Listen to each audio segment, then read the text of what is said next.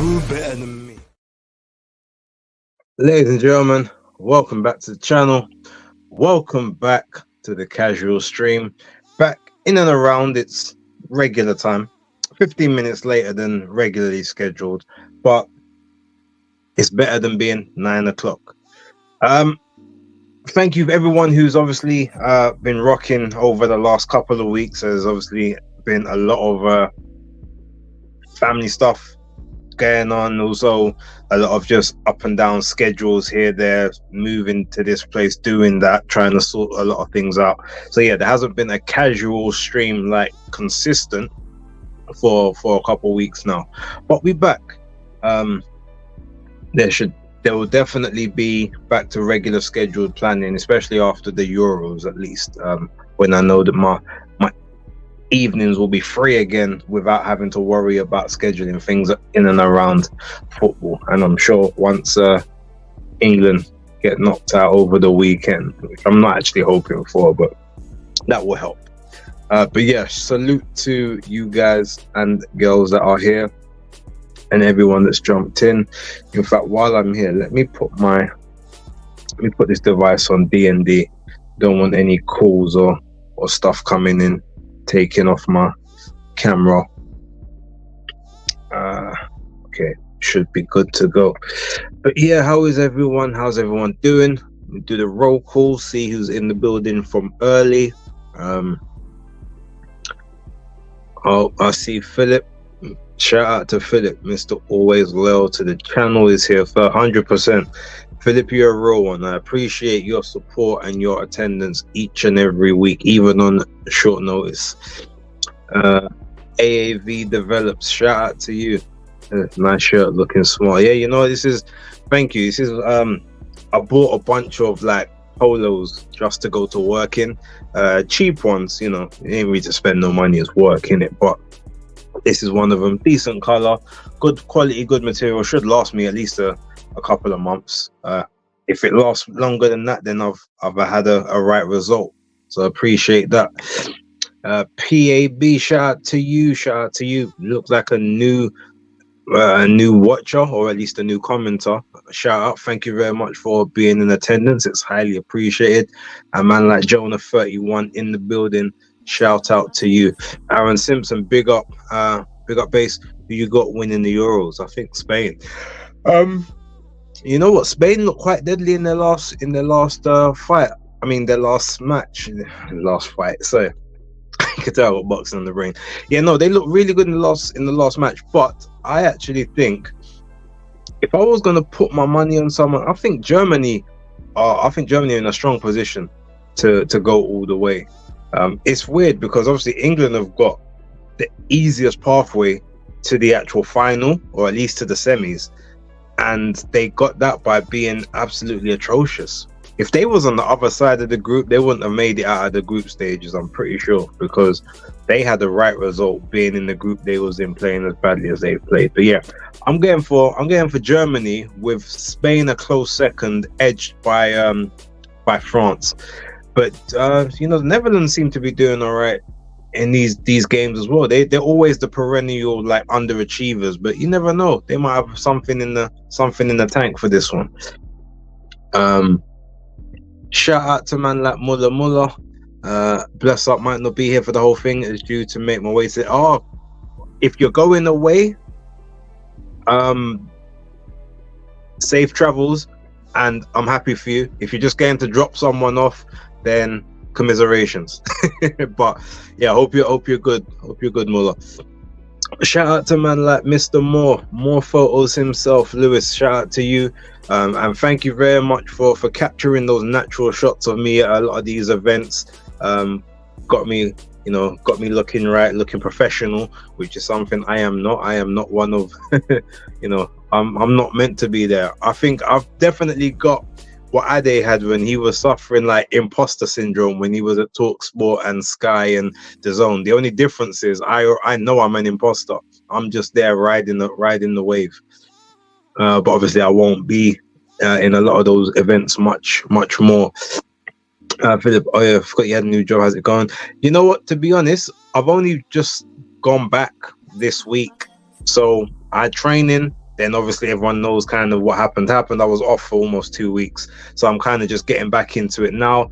But so far so good. You know, people's all right. I haven't really got any issues or dramas at the minute, so you know, it is what it is. Like I said, the only bad thing is I'm not flexible, so I don't have the opportunities to go to these press conferences and stuff as much as I was doing before. But I'll still end up at a lot of the events, though. I'll still get my accreditations for those, Lord willing. The beauty of the pencil. Shout out to you, big up base. I commented earlier with oh, that's your okay, cool, right. So I'll know that for future reference. Well, thank you very much for commenting twice and watching on 2 different devices. That's two views. That's 2 sets of engagement. So appreciate it. North Bank, Brendan in the building. Shout out to you, Brendan. Salute. Aaron, yeah, I rate Netherlands too. No, coming back. All right, commiserations, mother. But yeah, well, when you do eventually go on holiday this year, you and your son or whoever else you're getting with, definitely I hope you live it up, because you work hard and you're a very good father and a good role model. So you deserve to be able to do all that as well. James, shout out to you. Yes, I'm well. I was a little bit ill on Monday. I was okay. Saturday, Sunday, something caught me on Monday, and being in the office with no windows, you know, so it's all aircon, and you turn it on, you turn it off. So all it's doing is just recycling all kinds of madness in the air. So, but I managed to get over that. I'm good now. I've been all right the last couple of days, so I can't complain. Carme, shout out to you. Shout out to you, Kay. I appreciate you for being here, and hopefully I'm here before you had to start work. So I hope that helps out. 100%, man. Salute to you.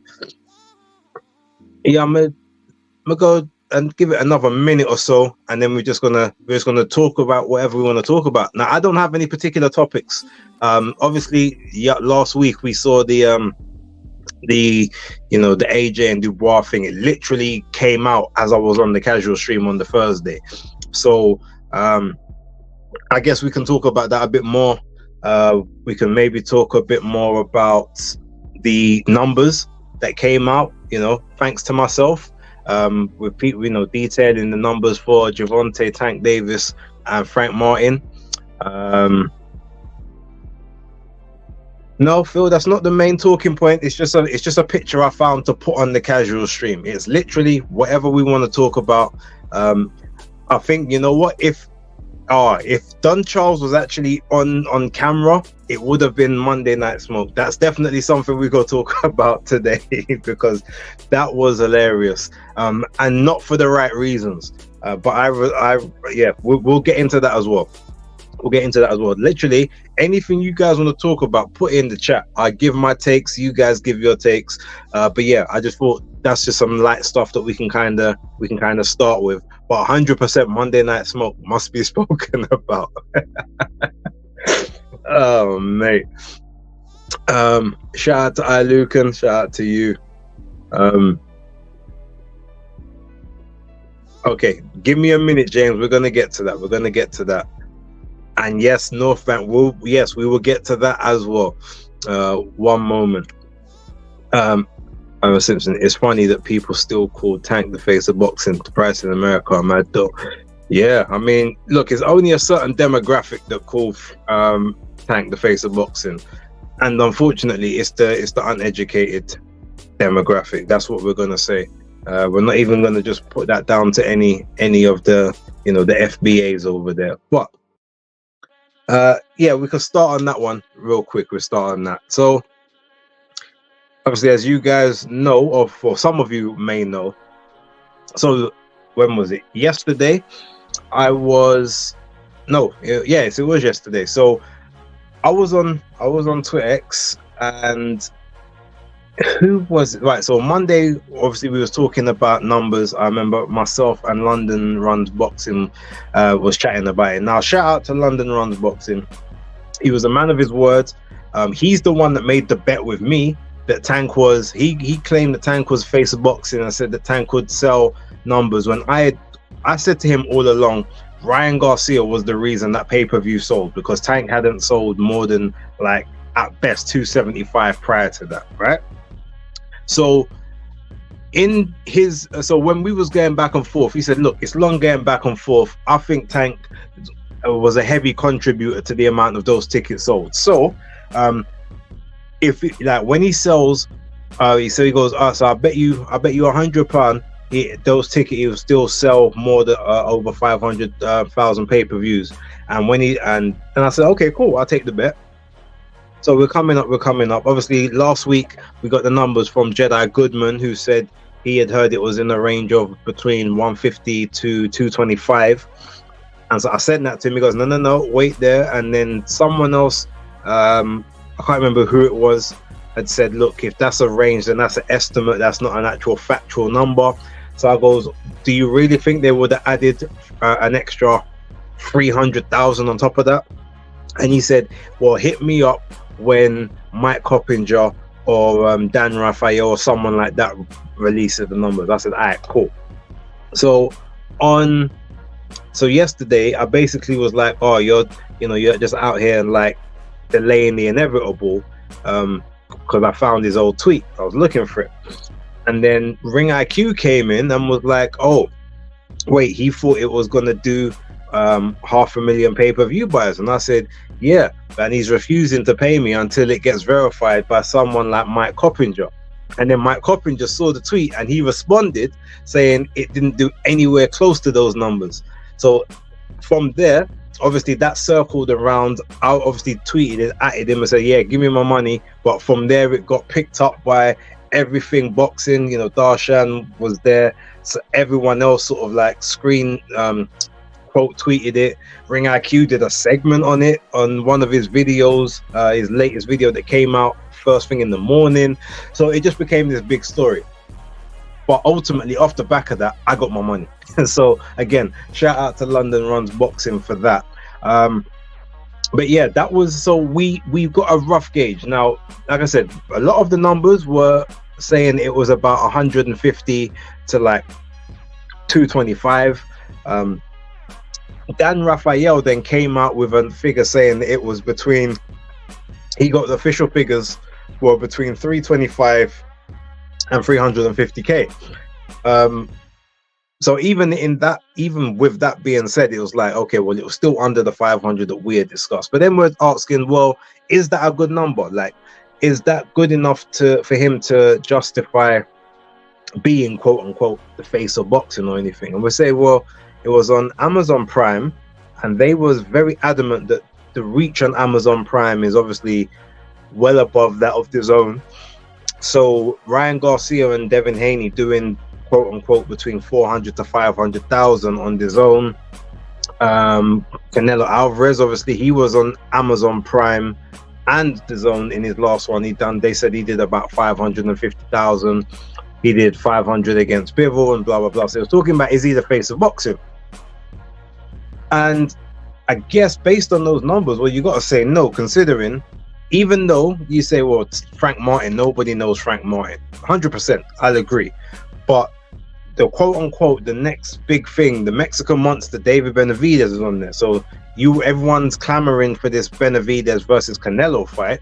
Well, surely you're going to watch him. If he's such a big star and he's the only guy that Canelo should be fighting, well, you should be supporting him with the cash, right?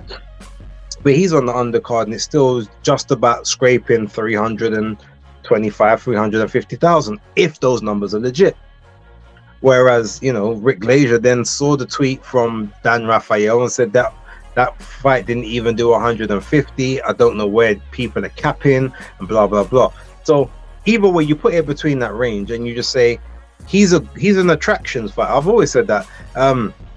Tank is almost like the sports entertainment. If you had like everyone else is say Olympic wrestling or AEW or something, well, he's definitely like the WWE guy. He's the sports entertainer. He's not the what they would call the wrestler, the Greco-Roman, the Olympic style. He's the guy. He's there for show. He's a special attractions fighter, and I'm happy to see him as that. The issue is when you get him on pound for pound rankings and stuff when he hasn't fought anyone that would get the, that you could consider a 50-50 challenge, or especially within the weight class that he's campaigning in, except for Pedraza, which was what, 8 years ago at this point. So outside of that, I've got no issue with Tank fighting who he's fighting, as long as he's not being lauded as something that he's not. And at this point, he might be that, but I don't know. I can't guarantee, because I haven't seen him in there with people of that range. But yeah, that's kind of how that one all started. But I just like the fact that I was the one that was able to kind of unearth those numbers, or at least get the ball rolling as to what kind of numbers was out there over the last couple of days. So I'm fairly happy with myself on that one. Yeah, we definitely got to talk about, let's talk about Monday Night Smoke. You know what, I'm even going to change the music for this one. I'm going to bring it down a bit more. I think that definitely deserves where is it? That deserves this. So look, we know first and foremost, like, obviously KG and Travis, their energy don't change. They are who they are. They do what they do. But you have to, the one problem with KG, and this is a problem obviously he just has in general, he doesn't know how to read. He knows how to read a room for the funny. He doesn't know how to read a room for almost what you could say for the respect, because there's nothing in your being that should have told you that a guy in his late 50s, early 60s, who I believe Don Charles is in and around, like, is gonna react the same way, especially coming from that old school, African Nigerian background that KG is very well aware of. Should have known that you don't just spring something like that on one of the elders like that, especially when you then basically are going to try and pick holes in the person that he's championing.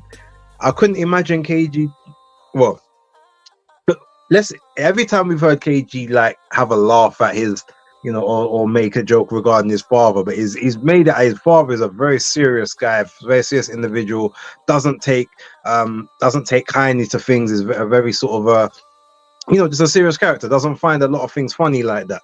So could you imagine, I doubt you would see KG do something like that to his dad without prior notice. And it's very similar, like, I'm sure they're probably like in that same age group. So yeah, he got humbled on Monday Night Smoke, and you know what? It was mad, because I was bending up when I heard it, because imagine you're a big man, but you have to hold it from the elder, and that you're in the wrong. So it's not even like you can even argue with what's being said. Like, man's actually, he's telling you the real, and you're like, damn, I just got to take this. The only problem, but the thing what I found that was mad, is that KG, he kept trying to jump in to say he's sorry, rather than just listen to the grilling and then say he's sorry afterwards. He kept trying to make a point. Oh no, but we told you, so this is the energy and rare. It's like, well, no, that's like, just listen. But KG, he's like that. He can't just sit there and listen. He has to interject. He has to get his point across, and that's just what made it even funnier, because even though Don Charles is saying what he's saying, I guarantee if KG didn't jump in as much times as he did, Don probably would have came off the phone a lot sooner. So in a way, it was almost like it was smart to keep him there a little bit longer. But I don't know, he probably just felt like, I can't just take this, I can't just take this grilling. Like, I need a way out of this. I at least need to be able to say my piece before he hangs up. I need him to hear me. But no, it was hilarious. I found it very, very funny. I found it amazingly funny, quite frankly. Let me check some of the other comments regarding this, and then we're going to come back to some other topics. I want to see what you guys are saying with regards to that.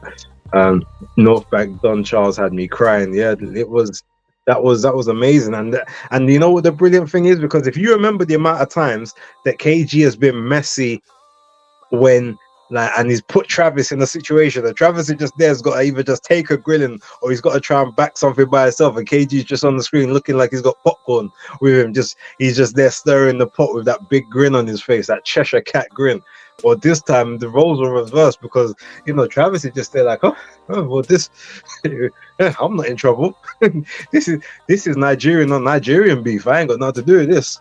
I'm a whole different island.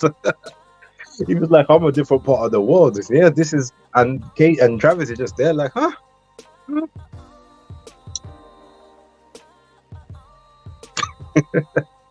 I found that, especially that Don is a Nigerian man. Yes, James, exactly. Like yes, Emma, Don is Nigerian. I know he doesn't sound it. I don't know what tribe or dialect he comes from, but yes, he is Nigerian. KG needs to stop cold calling like EE. Thought he was Jamaican because of Don. No, Nigerian fella Emma. To be fair, you gotta sell the fight, so KG was trying to create hype. Yeah, but there's different people. It's like that's like me calling James Cook to talk, to basically talk about someone punching up Anthony Yard.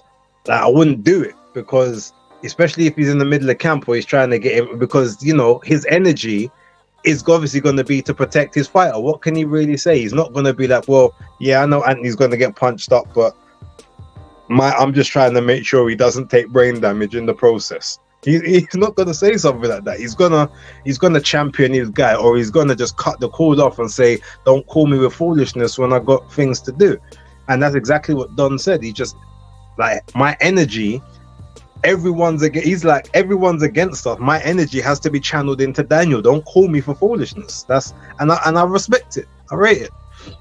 I love the way Travis was trying to interject to say, I mean, look, I'm happy to cut this now and we can arrange a proper call. And Don wasn't hearing none of it because he just wanted to grill KG. Like, no, like, you're very disrespectful. North Bank, I'd have loved to have heard that post-show call with him and KG after the show. You know what? I wouldn't be surprised if it was recorded and it comes out as part of the pod as an extra apology or something. I wouldn't be surprised. Shout out to Toby Bartlett in the building. Allah, he said, Ahaja Selassie. Shout out to you as well. Yes, Don Charles was doing bits. It was hilarious. Charles took the belt off. I'm booked and busy. You have to pre-book me. Yeah. That's proper old school. Like, I think Don is upset with Spencer too. I mean, yeah, maybe. I wouldn't be surprised. I would not be surprised. Shout out to Alexander the Great, Mr. Alexander Sankey himself. I made it. Sorry I'm late. No, man, you just done time. We're getting to all that good stuff. Don was upset because Travis and David. Maybe. Hi Don, it's KG. You're live on air now. Tell us what round your guys getting. That was basically the vibe. It's like, whoa, what the hell? And bear in mind, you only just got the brother's number a couple weeks ago, and that's the first time you're calling him live on air. As I'm saying, KG ain't got no tact, Like, it's no tact whatsoever. Don Charles came with that uncle energy. I missed him by a few minutes. Yeah, it's a good thing you weren't the one on the call. But I remember, I can't remember the name of the brother who was there, but he just sat there quiet, like, oh, turned his mic off and everything. He's like, I'm gonna just sit here quietly. I don't want none of this.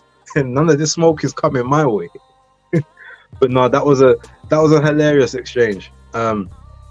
But you know what? In the day, like I said, shout out to KG for obviously taking the abuse, or not abuse, but taking the sunning, so to speak, because that was a bit of a on-air sunning for him. And shout out to Travis for finally, for once, not having to be the guy to back it. Travis was able to sit that one out. He doesn't get to sit out often. He's normally the one in the middle of the action. So yeah. All right, let's change this to some. All right, so what I saw someone say something about I think it was Emma. Shout out to Emma. Let's take a look here, Philip. I'm pretty sure if Tank was face boxing, he would have been in ads like Canelo or be on the Forbes list like Canelo, featuring movies like Canelo. Yeah, I mean, you would. Although to say that, I mean, that's Andy Joshua ain't been in no movies yet, and it's very hard for someone to say he's not the face or one of the faces of boxing over on this side of the globe as well. But yeah, I hear you, but definitely would have sponsorship deals. If you're a face of boxing, you definitely have sponsors after you. Emma, never believe Dan's numbers. He's the resident PBC shill. Next is Jake Donovan. Yeah, I mean, that's true. They do have affinity for PBC. I remember Dan his affinity used to be to Top Rank until he got fired by ESPN. So, I mean, I guess that makes sense. USA pay-per-view figures prove time and time again that the sport is nowhere near as big as the fanboys would like to make out. Yeah, but yet they want everyone must come to America to make it and to prove themselves when the money is elsewhere at this point in time. Still waiting for Tank to fight one of the top guys. Hopefully you see him with Loma. Yeah, I mean, Loma's a top guy, but Loma is 37 now, or he's coming up to that age at least. That fight would have been the right fight to make 3 years ago. I'm not saying it's not still a good fight. I'll still give him credit. I'd give him some credit if you want, just not as much as he should get, because he's purposefully aged man up. Let's see what else we got to talk about. Oh, okay. What's your take on Dubois versus AJ face-off? The way AJ was looking at Dubois was reminiscent of a Nigerian parent looking at their child, like who peed them off and wants to smack them. Well, I mean, look, he said, how many times he say, Frank, I tell this little boy, like, I'm not the one in it. Like, so he doesn't view it. I think he views him obviously as a man, but ultimately, remember, AJ is he's 35 in October. Daniel Dubois is 26. Like they're 8.5/9 years away from each other, which means that they didn't even see secondary school together, or primary, or college, or anything. You know what I mean? Like Anthony Joshua was done with all of that before Daniel Dubois made it into secondary school. So he's looking at him like, you are legitimately a little boy to me. Like, mind who you're talking to about we can go now. But obviously, look, as much as people might say, well, like Daniel, it's clear that Daniel is on the spectrum in some way, shape, or form. So he doesn't perceive danger the same way as others. He doesn't perceive like tax the same way as others, and he's more likely to say something and not even realize that what he said is not correct, or that it's an issue until the physical altercation or the physical change up happens at the time. It's just what it is. I mean, I know loads of people like that. It's not, it's just is what it is. But he probably thought, oh yeah, let's go. Like, I'm ready to go. We can go now, kind of thing. He probably thought, oh yeah, it's a bit of a laugh and a joke. But then, he just like, no, relax. And then all of a sudden, Daniel still thought it was a joke until it like, shut up. You want me to push this chair across your face? And he's like, and but the funny part was like, you can't intimidate me. Like, who do you think you are? Like that. The who do you think you are was the creme de la creme of the whole moment, because the way it came off, it didn't even come off like it literally came off like something he'd almost rehearsed in his head. If this situation ever happened or someone tried to act up in front of him or act like they could do him something, who do you think you are? Like, it was hilarious. And then to see Frank Warren obviously step up, and the way is, but it's nice how you see the mentality, because Ade literally flung the chair back and he just disappeared into the ether, whereas Frank Warren jumped up before Daniel did and stepped in front of him like the bodyguard, like the security. He's like, raw. Like Frank, even in his 70s, he's still on it, trying to, because he did the same thing with Tyson Fury and Deontay Wilder when they was doing some pushing and shoving at one point, and he got in the middle, even though I swear he stayed on his feet, and Shelley Finkel was the one that fell over. But Yeah, I have rate Frank Warren for that. He's happy to step in the line of fire at any time. He still probably thinks he's in his 30s and 40s at times. But to be honest, he doesn't look too far off the 50s nowadays with the amount of beatings he keeps giving Eddie Hearn. I tell you, I've said it before, I'll say it again. Every time he beats Eddie Hearn at something, he looks like he de-ages about 5 years. So he's, you know, he doesn't look like he's going to the ground anytime soon. Shout out James. Talking about Travis, I just watched his white collar fight. Oh yeah, no, Travis is handy. And that's just one of them. There's I think I've seen some footage of the other fight. I can't remember where I saw it. But yeah, no, he's been training boxing like for years. So years and years, like from he was in his teens. So he's got his stance down, he's got his fundamentals. He just obviously wasn't his thing. He wanted to be a basketball player. So, you know. Stuff Grab, shout out to you. Thank you very much for being here. Tank ain't the face of boxing yet. Yeah, he can if he starts fighting and beating people who could pose him problems. Yep, shout out. Big Z, big shout out to you. While people are debating this space of boxing talk between Canelo and Tank. Yeah, but it's a selection of people that don't even buy fights to be able to have an opinion. So yeah. The Nigerian side eye, shout out Hatman for that quote. Yeah, I remember Hatman said that. I watched that video. Tank hasn't been very quiet. Oh, Tank has been very quiet since Frank fight. Jail changed him apart from his run-in with Haney in Vegas. Yeah. Well, he probably realized he needs to calm down a bit. How dare you raise your voice against me type stare. Daniel Dubois, no. Daniel better not get in my face because I'll drop that. And he'll never see it coming, Carme. You'll be on his blind side or under his periphery or under his field of vision. Like he'll be here and you'll just be like down there. You won't see that. Stealth, Karma Stealth. I think that's going to be a name moving forward. Good thing Daniel is better with his fists and headbutts than his words. AJ is gonna smoke this guy. But you know what? The thing is, right? I said this in the chat on Monday Night Smoke, right at the end of it. Because I was obviously talking about Daniel being on Spectrum and thing, but I don't think he processes pain the same as other. Like a lot of time when you get that punch, and sometimes you get that black flash or the white flash. I don't think he feels pain in the same way.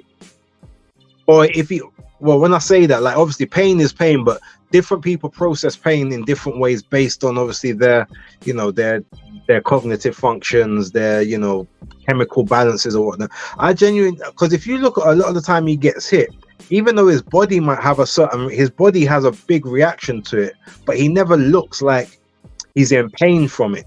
Like when he got hit in the eye against like Joe Joyce, he didn't have any look like or any inputs of my eye kind of thing. He was just boom and then the eye like that and then he just went down. The punches he was taking from Usyk, like it's like the body just involuntarily dropped but it's like it registers pain different. So even those big shots from Anthony Joshua, they might not switch the body off the same way it might do to someone else, because his body might process it in a different way. So if you've got that plus this guy who's got a mad engine just willing to come forward and try and sit on the chest all night, if he can absorb any of them shots early, it could be a problem. Obviously, I don't know if that's the case, but I literally, sometimes when I see him fight, it just looks like his cognitive function, the way that he's processing, the way that he's reacting to things, it just doesn't seem the same as like other fighters or other regular people. So he may be the best person to be able to sort of take those big shots and keep walking forward. A bit like maybe Rocky Balboa in obviously the Rocky films. But who knows? Daniel's face when he's vexed is the same face he has when he tells the missus, "I love you." It's true. I mean, it's true. His face doesn't really change much. Like apart from it's either the smile or the glare. There's no in between. There's no like nuances. It's just, yeah, I'm ready. Let's go. We can go right now. We can go right now. No, no, no. Like, who do you think you are? there's, there's not a lot of difference there. David Hay broke Don's jaw back in 2012. Trav's the Hay fan. I remember that when in the scuffle between David Hay and Chisora when he glassed him. I think a punch or something swung in to Don Charles. I do remember that. Obviously, that wasn't a great situation, but you know, David Hay is like, well, boy, you get too close, you're gonna act like you're about that. I mean, I'm about that as well, you know. But yeah, that was a fun. Well, I won't say funny, but that's when things kind of get serious, you know. Who do you think is giving Dubois them bars in the press conference? I wouldn't be surprised if it was Dev Sani. Because Dev is quite quick-witted. I wouldn't be surprised if Dev gives him a couple notes beforehand. You should say these kind of things or say this. And Frank definitely feeds him a couple of lines because Frank even helps him along the journey sometimes of the conversation. You can hear Frank interject. Yeah, I'll tell him what you're gonna do, Daniel. Or oh yeah, but you're gonna do that as well, ain't you, Daniel? He's like, oh yeah. I'm gonna knock the CUNT out. And he's like, well, that's. Yeah, left field. That's not you. Like, who told you that word? Looks like Uncle Frank was trying to tell Daniel what to say. I mean, he probably did. And I definitely think Frank and Dev have a couple of words with Daniel. You know, as little pointers. Oh yeah, well, if they say something like that, then you just say that, and you know, you'll be all right. So. Ade was on the Northern line 2 seconds after it kicked off. Yeah, it's funny because you literally, if you watch the whole, like that whole scene, now obviously, yeah, it's probably edited, but you literally don't see Ade again in that entire scene. You don't see him sitting down, you don't see him in the background. He turned like Frank the Ghost Martin. He was gone. Like one kickback, it switches to AJ, goes back to the widescreen, and there's no Ade in the building. So, can anyone tell me what happened to the Outlaw Pugilist channel? Shout out to Von. No, I can't tell you. I know who that channel is, but I've never watched any of the stuff. When Frank has literally stood in the line of fire, no scrap is worrying him. That's very true. It's very true. Shout out to Pugilist boy. Oh, and after all that talk base, I ended up buying tickets for the Wembley. Oh, Emma, you went. Oh gosh, we gonna talk about that in a minute. All right, Emma, I need to know what tickets did you buy, what section, and how much. Just put that in the chat for me because we're gonna talk about the ticket prices in a minute. Because someone did ask me about that a few moments ago. Base, what's your thoughts on this beef between AJ and Carl Froch? Long overdue. The thing is, remember, this is just like what we're seeing now. This is a continuation because remember, Anthony Joshua's already taken a couple of digs at Carl Froch because Carl has been calling him out or talking wicked about him for ages. And look, we all know he's talking about him because number one, it's an on-trend topic to talk about him. It'll get your views. But number two, he feels. Well, there's 3 reasons. There's that it's going to get him views. 2, you know, he's fiercely loyal to Rob McCracken. He doesn't like the way AJ handled or dealt with that situation. He thinks AJ is probably not loyal because he got rid of Rob. And then number 3, he's jealous of the fact that AJ has eclipsed all of his achievements. You know, 80,000 in Wembley was that was the target. That was the achievement. And then Joshua did 90,000. Like Carl Froch was one of like the biggest names in the country when he retired. Had, you know, this stellar career, you know, was thought of as like one of the best and brightest. Anthony Joshua comes and eclipses, you know, he ain't even finished fighting yet and has probably earned about 7 or 8 times more than Carl Froch has, if not more than that. He's probably earned about 15 times more than Carl Froch, and he's still got more career left to go. So I'm sure that Carl feels like, you know, the achievement, he has achieved a lot, but he'll never get the same plaudits as Anthony Joshua, or even though he's like one of the guys that brought the big stadiums back to the country, Joshua's the one that gets all the credit with the 90,000 at Wembley. So he probably feels a bit slighted by that. So any chance he's gonna have to diminish him, he just will. Yo, shout out to man like Cons, Big Spirit in the building. Shout out to DJ Conspiracy. Emma Willis, they reduced their price in 3 hours after sale. Got 2 level 1 tickets for 137 each. It was just okay. You know what? For that, I salute. What section are you? Are you I don't even know what they called it. Like I think they've got them like they're in like 112, like section 3, row K, things like that. But yeah, no, shout out to you, Emma. If you got your tickets and you got them, I guess a decent, in a decent location. Because I looked on there the other day and I noticed that they've still got the official platinum tickets, the ones right by ringside that they're selling for mad prices, but all the others look like they've gone down to a reasonable-ish type level. I still ain't buying none unless, if I don't get my accreditation, I'll probably do a watch along for it.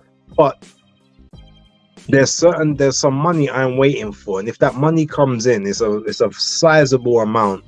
I might treat myself and 1 or 2 other people to a couple of tickets to go down there, and I'll even pay for the expensive ones because, like I said, it's a substantial amount. But we'll see, obviously, what happens. Froch is a consistent hater for any British fighter who gets more shine. Yeah, exactly what I said, and I even read that before I said it, so mine's thinking alike. The thing about Daniel is he listens to his corner. That will be invaluable. But actually, the thing is, he doesn't actually listen to his corner. He listens to his dad. The people in his corner, he'll take in some of what they're saying, but he looks for his dad. He looks for where his dad's voice is coming from. Remember the Usyk fight when he was walking to the ring and he was all happy and smiling, but he kept looking back to see, where's my dad? Where's my dad? He kept looking for his dad behind him rather than focusing on being in the moment. That's who he's looking for. So yeah, he listens to his dad and he will follow. I think he follows some of what the corner say, but if his dad doesn't say it, then it's 50-50, or maybe I would say 65-35. No. My brother saw Dubois in Stratford years ago, shouted, man like Dubois looked shy and walked away fast. I mean, yeah, he looks like he probably was a bit socially awkward or like socially shy, because ultimately for him, he's only, again, that's not really his scene. He's not one of those kind of guys, isn't it? He just wants to get to the gym, have it, do his session, go home, eat, and then get back to the gym, and that's just him. So he probably is very socially awkward and not comfortable to chat to people in public. I think Don can strategize a spoiler style for Daniel to last through 6 rounds before having to open up against AJ. Well, I definitely think that they're going to employ a very similar-ish type tactic to what Joe Joyce employed against Daniel Dubois. Because remember, everyone said, "Oh, Joe Joyce is easy to hit." All of a sudden, he just popped out the jab and kept moving away, moving to Daniel's left, moving to his jab hand to stop him from being able to put the right into play. And he pretty much nullified Daniel Dubois' attacks for that all night. And I could see them doing something like that, where they just, they pop the jab, move to the right, pop the jab, and pop the jab off, moving to the right, and then jump in, get into the chest, try to push AJ back, maybe hit the ribs a couple times until the referee tells them to break, and just keep trying to attack it like that. I could see that. I bet Dev's hoping Dubois sparks AJ out. Probably not, because AJ at the moment, you don't want to spark AJ out until he's got nothing left in the tank, because he's still the money man, and Dubois ain't gonna make the same kind of money for Riyadh or for Devon, any of them man, than Anthony Joshua is. So I'm pretty sure he's probably say he would have rather they had this fight maybe 2 years from now, 2.5 years, when AJ is on his last legs or in his very last fight. But they need that AJ money. Shout out to Dodge 172. What's your current pound for pound top 5? I wrote it down the other day. I haven't done it since the obviously since the Bam fight, but off the top of my head, it was Usyk number 1, Inoue. I've put Inoue number 2. I've put Crawford 3, purely just because of the activity factor. But they can go either way. I had Canelo at number 4, and I had, who did I have at number 5?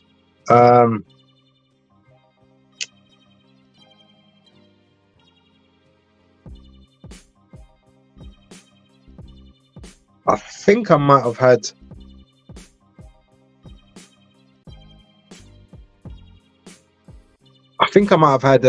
Kazuto Ryoka at number 5. I'm not sure, but I know the top. I'd have to go back and have a think through my list because I haven't upgraded it in a while. But I know Better Be Evan Bivol were, I think, 6 and 7. Junto Nakatani, I think, was 10. I think Kenshiro Taraji might have been, or Junto might have been 9. Kenshiro was number 10, and Bam was number 8. So Bam's moved up a couple. So he's probably, I've probably got him at maybe 6 now, 6 or 7. But yeah, I think Bivol might have been 6 before, 5 or 6. I can't quite remember, but yeah, that's what I would say the 5 is. Bam isn't in my top 5 yet.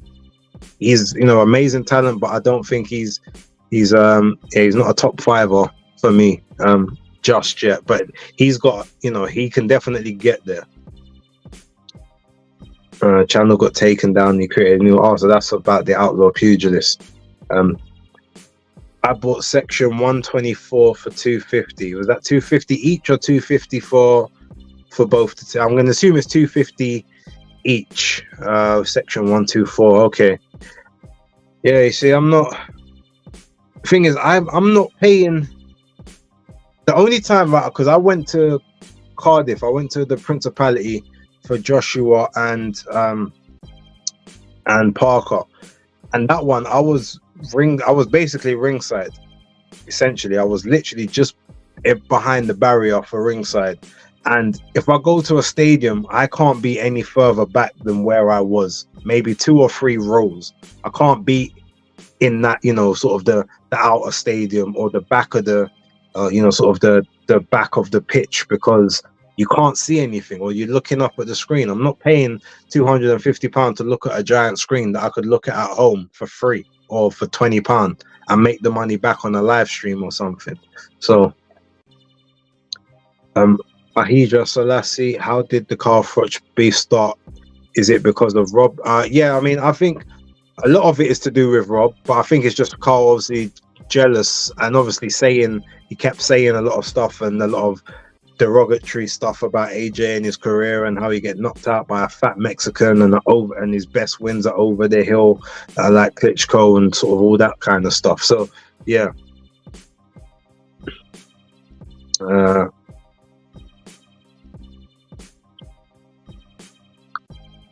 Froch, I did 80,000 in Wembley. Dubois, best opponent AJ fought since Usyk. Maybe, but you know what? Actually, thank you for bringing that up, Gonguru. Like, I've got a bit of an issue, right? When people say, and it's not a massive issue because obviously you can say, you're entitled to your opinion, but a lot of people saying that, like Daniel Dubois fought the better level of competitions than Anthony Joshua has since, obviously since the Usyk loss or whatever in his last 4 fights. But let's really have a look at that. I mean, okay, look. So Dubois fought Usyk, okay? So, okay, Usyk is Usyk. That's fine. Prior to Usyk, he fought Kevin Lerena. Now, Kevin Lerena is not that dissimilar at the time to Franklin. You know, I don't think he is. If we're being honest, because you know, Franklin, who obviously I knew about, okay, a lot of people didn't really know about him, but a lot of people didn't know about Kevin Lorena. And you had, you know, you had Franklin, who had, you know, given people thought he gave Dillian White a hard test. I had it quite clear to Dillian White in the fight, but they said he gave him a hard test, and then, you know, he goes in better shape against Anthony Joshua, gets comprehensively beaten, but doesn't look out of his depth there. You know, Lorena gets stopped. So is he that much better than Lorena? I don't know. So Usyk is obviously Usyk. Cool. No complaints, no arguments with that one. That's fine. But then, okay, Robert Helenius. Well, Helenius at that point was, you know, he was basically the resurgent Helenius. Obviously, he lost to Deontay Wilder, who people rated. So if you're going to rate Deontay Wilder, then at the time, you know, Helenius just come off of these Adam Kovnarski fights, where he's basically the one that derailed Kovnarski's entire career, if we're being honest. Had the resurgence, former European champion, which was an accolade that Daniel Ford had at that time. So Helenius was, you know, obviously the old and the faded guy, but he was, you know, had a lot more accolades on his belt than Kevin Lorena did, to being an IBO cruiserweight champ. Okay. Then you got Jerome Miller, that at the time wasn't even ranked. Or he may have had a very low ranking in the WBA, I think. But okay, we knew that Jerome Miller was a name from 4 years ago, but he wasn't in any of the rankings.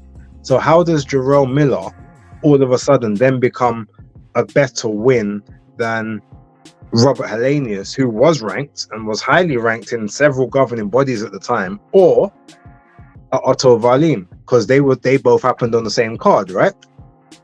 Well, Otto, who had just beat Murat Gassiev, who's a former unified cruiserweight champ, who was considered to be a pretty big name, or considered to be a fairly, you know, decent level heavyweight. He was someone that people thought might do some things. He beat him comprehensively. You know, gave Tyson Fury all he could handle several years prior to that. Had some good wins, or some wins that, you know, with names. Dominic Brazil, I'm not saying it was a good win, but had those names, whatever. The same guy that they all thought, oh, well, you know, AJ doesn't do southpaws well, he can't handle southpaws, blah blah blah. But, you know, and Wallin was up high in the IBF rankings. He was up high in the WBO rankings, and I think the WBC rankings. He was higher in those rankings than Jerome Miller was. So there's that. Then you get Hrgović and Ngannou. And okay, you will say Hrgović was the guy because he was the mandatory or whatever, but this is the same Hrgović that people thought got beat by Zhang, I should say, thought looked awful against Dempsey McKean until he rabbit punched his way to a knockout in the 12th round. And then the guy that took the easiest touch on the Day of Reckoning card against Mark Demori. You know, but this is the guy that supposedly is better than the 0-1 MMA guy, but the guy that floored and basically went and made the quote unquote best heavyweight of this generation and one of the best heavyweights of all time go life and death to win a decision by 1 point. So when you look at all of that, I find it really disingenuous when people talk about, oh, well, who's fought the better level of competition? Because yeah, you might say that Daniel Dubois probably had the better looking names, but in terms of the level of competition, they're not actually that dissimilar. The only one that you can really, make any real headway about is Francis Ngannou. But this is the same Francis Ngannou that half of the betting public was thinking was going to knock out Anthony Joshua. And then all of a sudden he gets knocked out in 2 rounds. Oh, well, he was just the MMA guy and Joshua did what he's supposed to do to the MMA guy, even though the best heavyweight in the world couldn't do that to the MMA guy. You see what I'm saying? So when people talk about this better opponent, no, how about we just look at how the fights played out? And if we do that, Hergovich, I mean, Hellenius, yeah, he busted up AJ's nose a bit with the jab, cool. But AJ had a lot less trouble with Franklin, Hellenius, Valine, and Ngannou than Dubois had with Lorena, Usyk, Miller, and Hergovich. Because he was eating right hand after right hand after right hand for the first 3 rounds of that Hergovich fight. So I don't really want to hear people tell me that, oh, well, he's fought the better level of competition. That's not necessarily true. He just had harder fights. But that's a Dubois problem. That's not a Joshua problem, in my opinion. And I could be totally wrong. Anyone, feel free to clip this up and put it out there and let the people think and let them have their say. But when you, like I said, if you look at the recent runs of the people that he was fighting compared to the recent runs of the people that AJ was fighting, I don't think they're that dissimilar. So yeah, that's sort of my opinion on that one.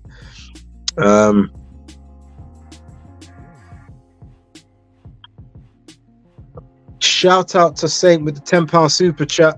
Thank you very much. I should have actually put this on the screen earlier. That's rude of me. Manners and respect to you. Thank you very much. Peace and prosperity. I appreciate it. Same back to you and everyone else in the chat as well. Maurice Cooper, them tickets are mad yet. No, Frank, check just now. 115 for back of upper tier. Yeah, someone told me the other day it was like they saw upper tier towards the front for like 285. I was like, oh, it's nasty work. Wasn't going to spend thousands on floor tickets, no way. Shout out to Reese Cooper in the building as well. It's pure jealousy and envy driving Carl Froch and most of the AJ haters, yeah. Section 134, right behind where Liam is performing. When tickets went live at 12 p.m, it was 488, but they reduced it 3 hours later. Okay, cool. Thank you very much for that. Conspiracy. He doesn't know how to market himself properly, and his team is shocking. AJ is likable. Yeah, it's true. AJ is a shareholder for the Zone and sits on the advisory board. Froch is jealous of AJ for sure. Yep. Froch is one of them EDL, man. That's why he hates AJ. AJ, I did 90,000. Yo, prick, look at my money, you little hater. Okay, let's go to did you know that Ticketmaster prices are based on demand, so they're known to increase face value? Yeah.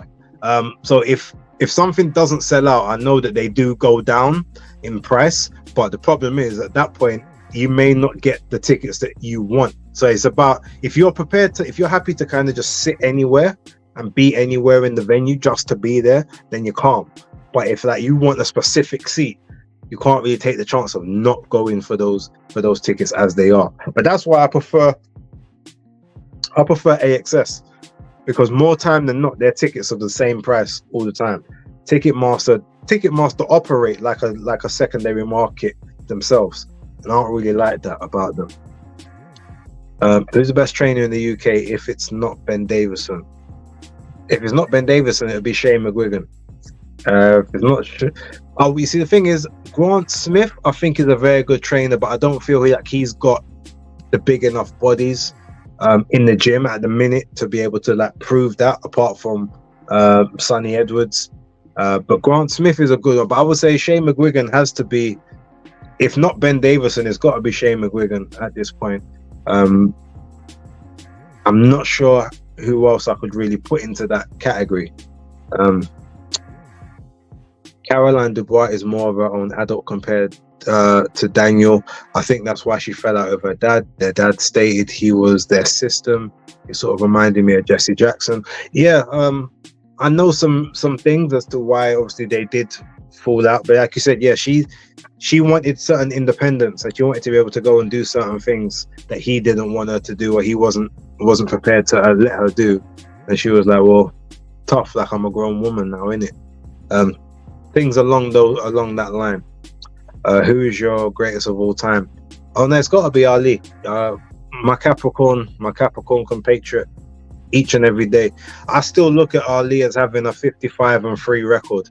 To be honest, I actually had it at one point as what was it, 50 50. No, yeah, 55-2. Sorry. And then at worst, I look at only after he got the belt back from Spinks. So I say it's 56-3. But I still look at Muhammad Ali as being 55-2.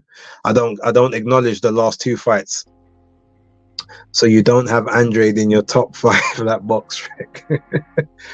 Bren, behave in each weight class. I couldn't do that now. You know what we'll do? Casual stream next week. I'll give you the rundown of every weight class. My goal in each one. But the thing is, I've got, for instance, I could have Usyk as my goal in heavyweight and cruiserweight, or I could have Evander Holyfield as my goal in both. So that's, yeah, I'll do that. I'll do that next week. I'll actually make a, because I'd have to go through and also you got to remember, everyone changes weight classes. So, you know, is it based on where they spent the majority of their career? Where did they have their biggest fights? You know, like where did they end up? That's too hard of a question at the minute. So put that further down, Cons, and yeah, I'll do that next week. My goat of boxing is George Foreman. I mean, well, Foreman did certain things that, you know, still ain't been repeated yet. Daniel Dubois will beat Anthony Joshua. Daniel reminds me of Arthur Beterbiev. Okay, shout out to Get Up Again. New to the chat, and I'm definitely here to hear your opinion. Where's Okoli in your pound for pound rankings? I'm not saying a bad word about Lawrence Okoli on this stream, but suffice to say, yeah, I don't think there's a spot low enough for him on my pound for pound.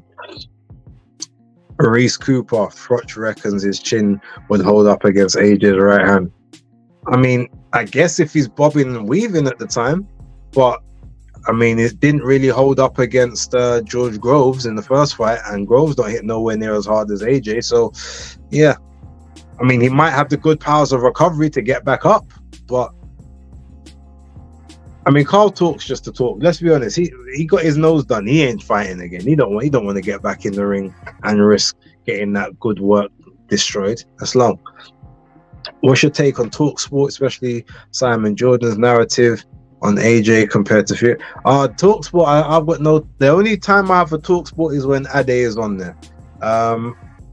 Shout out to Ade in case he might be in the background lurking, watching. Yeah, apart from him, I don't really pay attention to any of the others because none of them are informed. And even the guy that should be informed, Spencer Oliver, half the time don't know what's going on. So if he wants to, I will listen to Spencer if he talks about boxing in terms of the art of boxing. But when he tries to talk about current topics and this person and that person, he's lost me because he's not in the know. But outside of that, yeah, if it's not Ade on there, I don't listen. And if Ade's with Gareth A. Davis, I'll still turn it off. So yeah, but yeah, Simon Jordan knows nothing. He just says a lot of big words, hoping that gets him through the fact that he knows nothing. Yeah, that's my thoughts on him.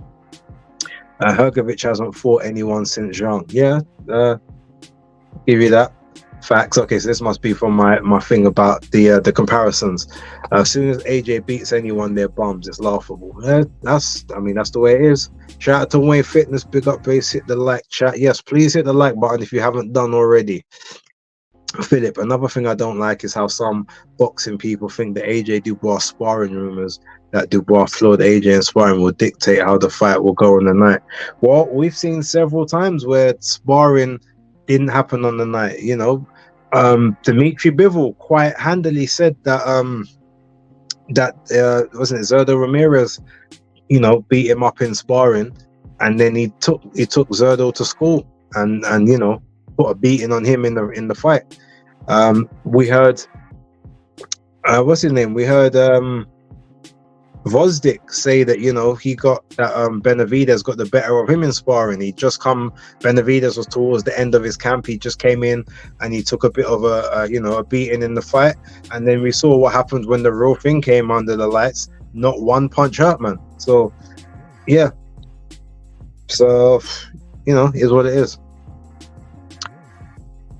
No, Tony Sims is not the best trainer in the country. I'm sorry. The only thing that Tony Sims is the best at is getting people fit. That's it. In terms of like, yeah, technique and all of that stuff and teaching and that, like Tony's a good guy, but he's not. He's I wouldn't even put him in the top 5 like best trainers in the country, to be honest. But S&C guys, oh, he's top notch. He's top of the tree. Joseph King, shout out. Tim Bradley, Chris Algeria, and Carl Froch talking about Tank being top 5 pound for pound is honestly criminal. Yeah, I mean, you know, anything to stay relevant, I guess. Lucan, what's your take on Dubois' dad stating he didn't want Dubois fighting Joyce because he was born in September? Clearly not a proper boxing man. You know what? Some people they've got their superstitions, and for the most part, it works. I haven't watched that interview with Stat. It was too long for me to sit down and look at. But yeah, if that's what he said. Look, how different is that from me saying, well, boy, don't fight Capricorns because you're going to have a hard night's work. And I say that quite regularly. And, what in recent memory, what Capricorn do you know hasn't given their opponent a hard night's task? Even Blair Cobbs managed, put in some decent rounds against Alexis Rocha. And you got, Jael Pataya, the monster cruiserweight, almost went life and death with Marius Bradus for the second time when he was inactive for almost 2 years. It's just built different. You got Alexander Usyk giving up nearly 40 pounds against Tyson Fury, pushing him around the ring.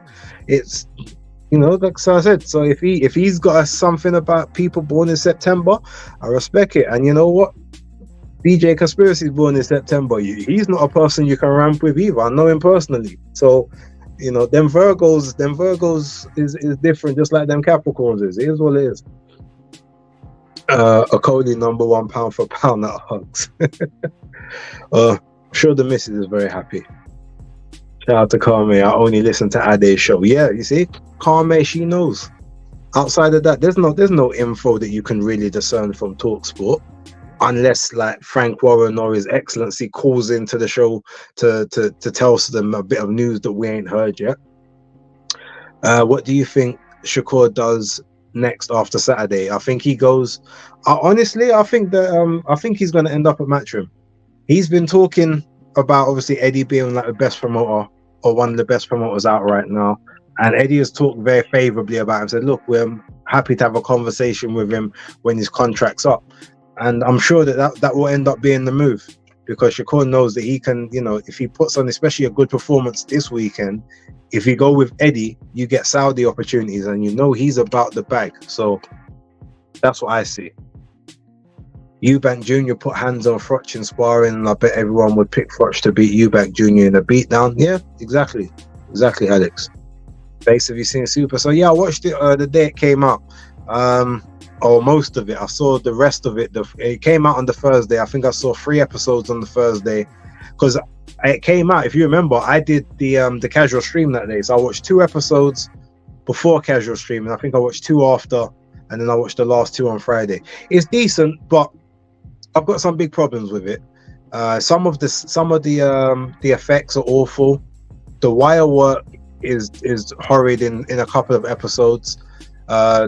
The last episode is very underwhelming, and obviously some of the way they did the acting to also the way that they manipulated the acting to special effects. It probably would have been easier to do it with CGI to make it a bit more seamless, but obviously they didn't have the budget for CGI as well.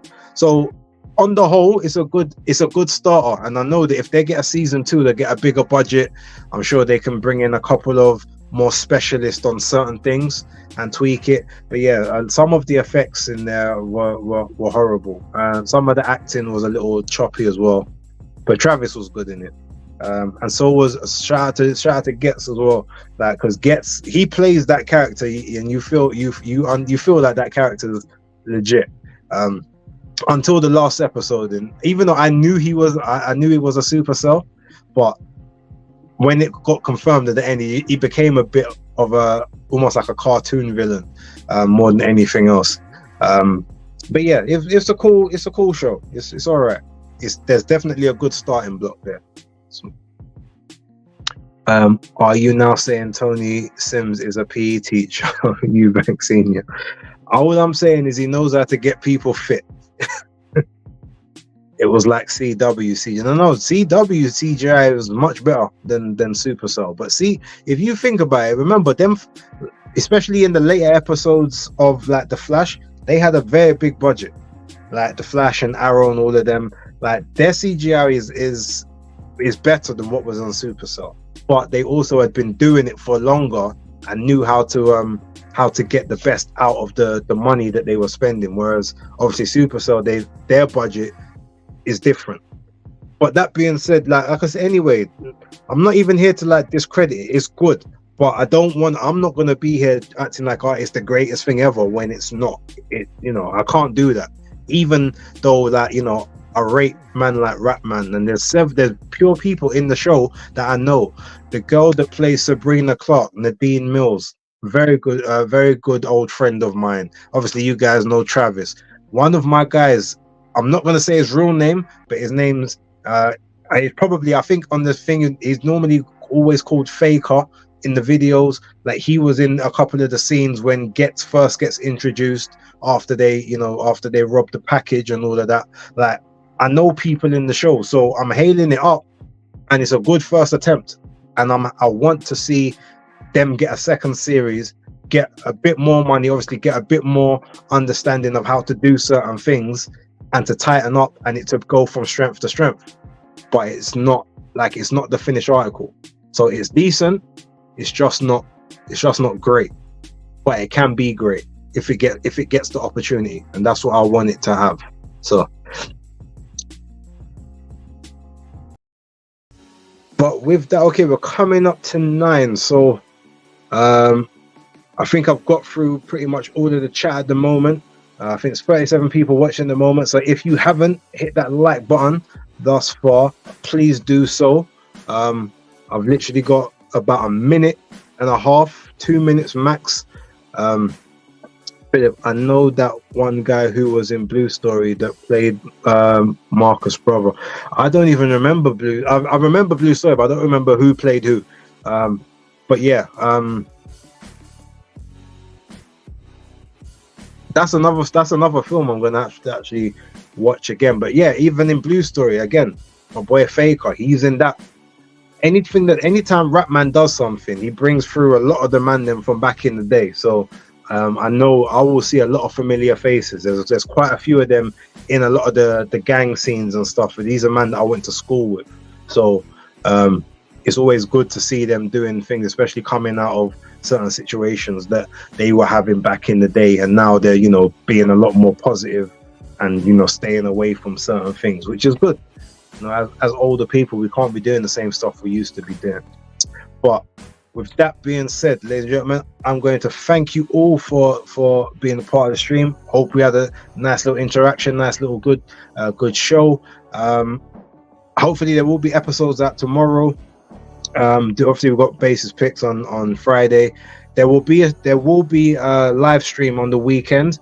I haven't decided if I'm going to try and do a split between the Shakur Stevenson card and the DAZN card, but there will definitely be a live stream with the. Before we go, Alexander Sankey, thank you very much. $9.99. Take care. Glad catch the stream. Appreciate you, Alex. Thank you very much. And the next time you come over to UK, you gotta let us know. That we'll hang out. We'll go to an event or something. And when I'm over in the US, I'll let you know where I will be. And if you're anywhere close, then we'll link up. James Clifford in the building as well. Thank you very much. And Ahayi Selassie, shout out. But with that being said, ladies and gentlemen, thank you very much for watching. I will catch you on more content on the channel. But for right now, it's Hardcore Casual. Out. Maybe I'ma make it, maybe I'm not. In time we'll see. But who better than me? I don't care if you agree. I ain't saying that I'm better than anyone. But who better than me?